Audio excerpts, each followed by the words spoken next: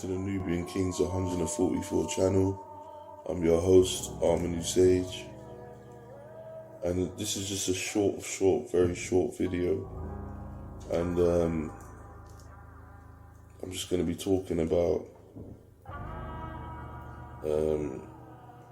how black people were treated when they first came into the country, and a little bit about how they're still being treated to this day. And when black people first came to the country, there was a lot of hysteria and disturbance and negativity and sheer hatred and anger just brought to us. And when the black people moved into the white towns and villages throughout the neighborhoods in the Western world, a lot of white people was very unhappy about it, and they was very upset that that black people had moved in, and they didn't refer to us as black. They referred to us as Negroes or colored people. Now, there was a lot of hatred and a lot of racism being spread about. Some people were refused jobs. Some people were refused accommodation. Some people were refused to enter certain shops. Some people couldn't get on public transport. Some people were bullied by the police. Some people had to fight for their life because people just simply wanted to kill them. And there was a lot of attempted murders on black members of the community back then. And generally at night time, a lot of the towns were known as sundown towns. And there was a lot of towns where when it got dark at night, black people seemed to would just disappear and never be found again. And most black people, they would stay indoors at night time because in a lot of these towns, they were hunted at night time by hunters that used to hunt for ethnic people. And they was also accused of a lot of crimes that they didn't commit. There was people being accused of crimes that they didn't commit. Having their food spat on, having their food people putting shit in their food, people pissing on their food, pissing on their clothes, rubbing shit on their clothes, people stealing their food, people poisoning their food and drink. All this took place back then. And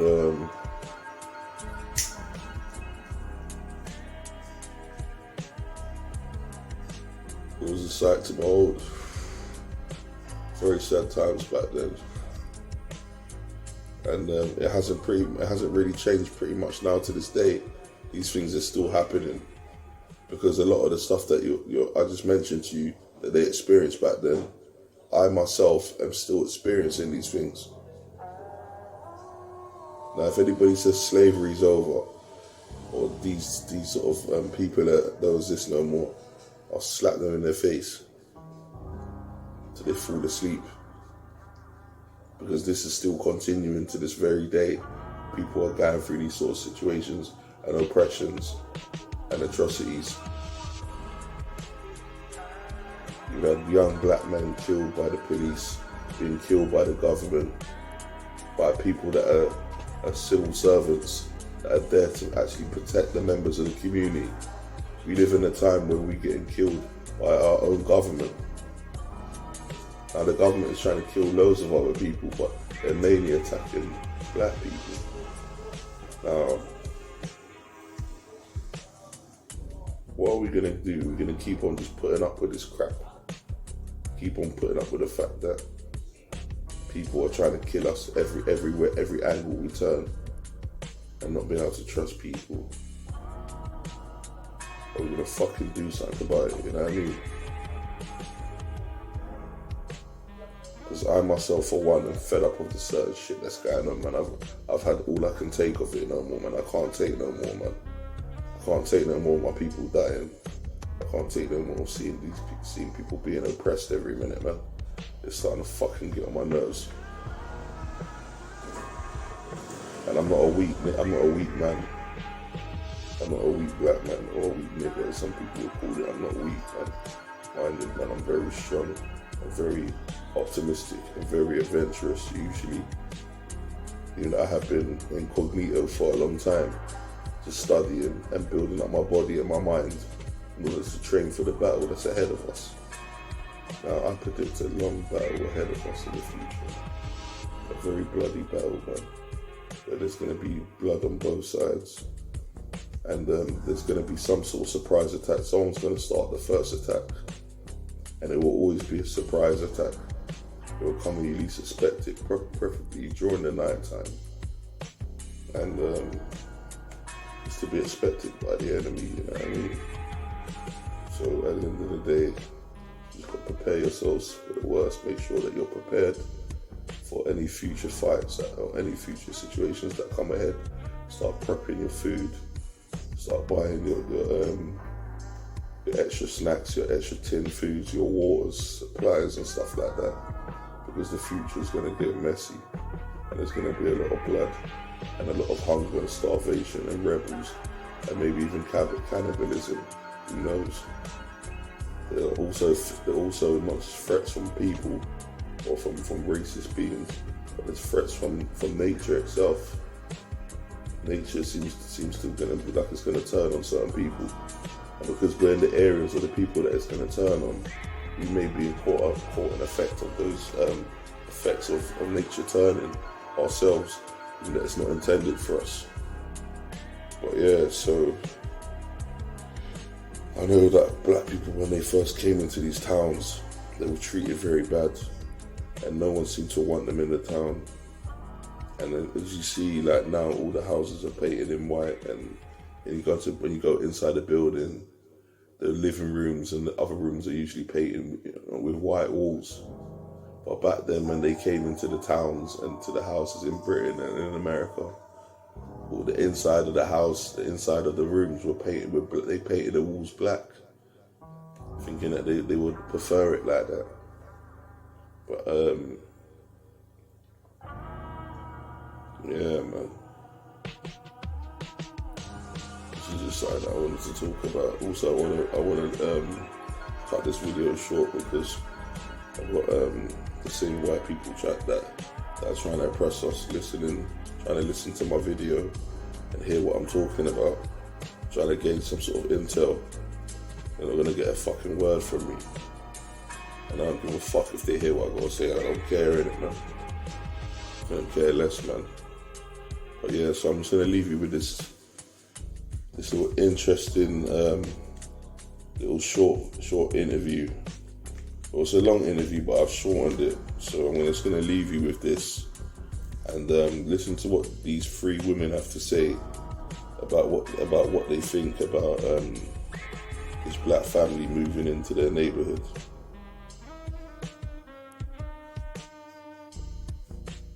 Family has moved into Levittown. Yes, I heard about it. What was your reaction? Dynamite. Dynamite. What have you done about I'm gonna just Someone is going to surprise. I'm just gonna take it back again. 1 second. An invitation to meet. You're aware that a Negro family has moved into Levittown? Yes, I heard about it. What was your reaction? Dynamite. Dynamite. What have you done about it? Well, I guess we just discussed it. How do you feel about the Myers moving in? Well, I'm very definitely against it. Before coming to Levittown, did you have any contact with Negroes? Well, I came from a small town where we didn't have any colored people. And at that time I had no feelings either way. While we were waiting for our house to be built, we lived in Trenton for 9 months.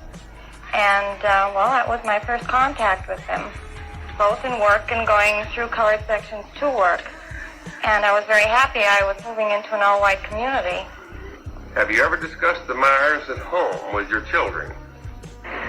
Never before in our house was anything mentioned, pro or con, about colored people, because I feel that they have to be in contact with them to a certain extent, and why should their minds be prejudiced? But since they have moved here, they have heard remarks, and well, I'm afraid that they are going to dislike the idea. There were. You're aware that a Negro family has moved into Levittown? Yes, I heard about it. What was your reaction? Dynamite. Dynamite. What have you done about it? Well, I guess we just discussed it. How do you feel about the Myers moving in? Well, I'm very definitely against it. Before coming to Levittown, did you have any contact with Negroes? Well, I came from a small town where we didn't have any colored people. And at that time I had no feelings either way. So while we were waiting for our house to be built, we lived in Trenton for 9 months. And, that was my first contact with them, both in work and going through colored sections to work. And I was very happy I was moving into an all-white community. Have you ever discussed the Myers at home with your children? Never before in our house was anything mentioned, pro or con, about colored people, because I feel that they have to be in contact with them to a certain extent, and why should their minds be prejudiced? But since they have moved here, they have heard remarks, and well, I'm afraid that they are going to dislike the idea. There were. You're a. So yeah, as you could hear, these three women talking, one of them seemed like she wasn't too racist. She was actually saying, I heard her mentioning something about not being that people shouldn't be prejudiced towards them. But the other two, you could hear their reaction. The other two, the one in the middle, there was a woman in the middle, and he asked her, "What's your response?" And she goes, "Dynamite." You could hear her saying dynamite. Her reaction to the black people coming in her neighborhood is to blow them up. And the other woman, she wasn't very happy about it. She also mentioned that people were making remarks and making comments about it, and a lot of people was going through some sort of oppression. And that's just one story, one interview, one story. We will never be able to grasp. Well, we can imagine still, but we can't imagine it correctly. The actual sheer amount of murders that probably took place back then, and deaths and injuries and assaults and oppression that actually took place back then. And I don't want to talk about it too much because it's very upsetting. But one thing I'm gonna say here, because I want to make this video very short, and I want to say is that look, all the stuff that we've been through as people, all our history, everything we've been through. It's not about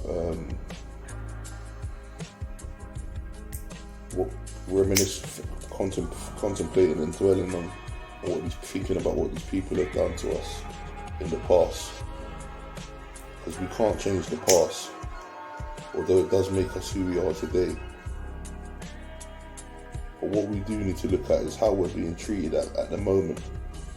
And a lot of these situations from the past are popping up into our present future.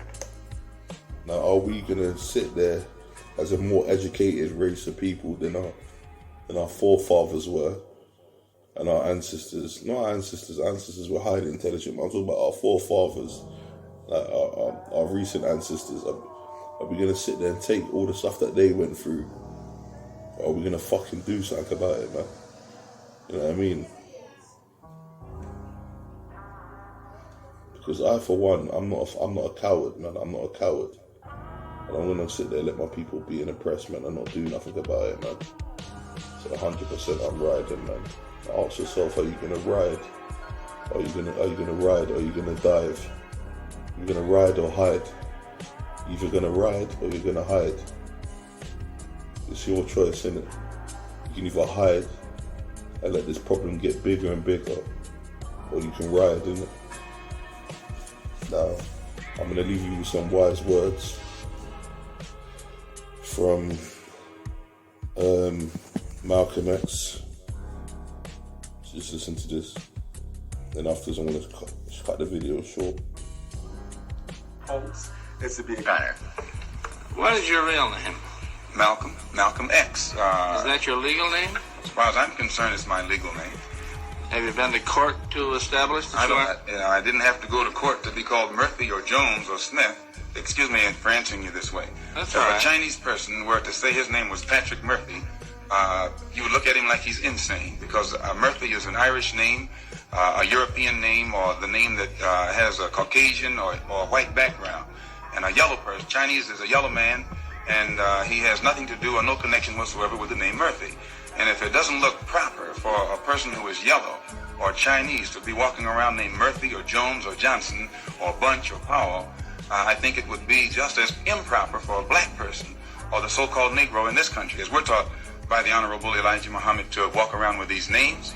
And therefore he teaches us that during slavery, the same slave master who owned us put his last name on us to denote that we were his property. So that when you see a Negro today who's named Johnson, if you go back in his history, you'll find that he was once, his grandfather or one of his forefathers was owned by a white man who was named Johnson. His name is Bunch. His grandfather was owned by a white man that was named Bunch. Would you mind telling me what your father's last name was? My father didn't know his last name. My father got his last name from his grandfather, and his grandfather got it from his grandfather, who got it from the slave master. The real names of our people were destroyed during Skinner. So yeah, that was the Honourable Malcolm X, a very dear brother of ours, giving a speech. Not even a speech, it wasn't a speech, it was an interview actually, on a TV show back then. And he's basically saying that our names that we carry, and the reason why I added this video, because I feel that it's very important to the alpha, the genesis, if it were, of our new beginning that we're going to create, our new uprising. And we need to start with the basics. We need to start with ourselves. And obviously, some of us are healing ourselves, some of us are doing shadow work. But you're still some of you, a lot of you are still carrying the same name that was given to you by your slave masters. You need to change your name. The name you have, if it's an English sounding name, is not your real name. And you can never connect to that identity. And from when you bear that name, you basically bear the brand. That means that you are owned by the slave master that is attributed to that name. It's basically a stamp to show that you are their property. So you need to change your names. Pick an Egyptian name or a Hebrew name or some sort of black or African or Asian or Brazilian or something, American name. And make a new name for yourself and stick to that name. Now, I'm going to leave you with this. So, I'm just going to leave you with a speech from Tupac. And then I'm going to cut this video short. Thank you for listening to Nubian Kingz 144 channel. I was your host, Harmony Sage. Thank you for listening, and goodbye. School. I hope I don't get in trouble, but school is, I think that we got so caught up in school being a tradition that we stopped using it as a learning tool, which it should be. Like, up to this day, school should be, I think there should be a different curriculum in each and every like neighborhood, you know? Because I'm going to Tampapi High and I'm learning about the basics, but they're not basic for me, you know? And it's like, they're not, to get us ready for today's world, that's not helping.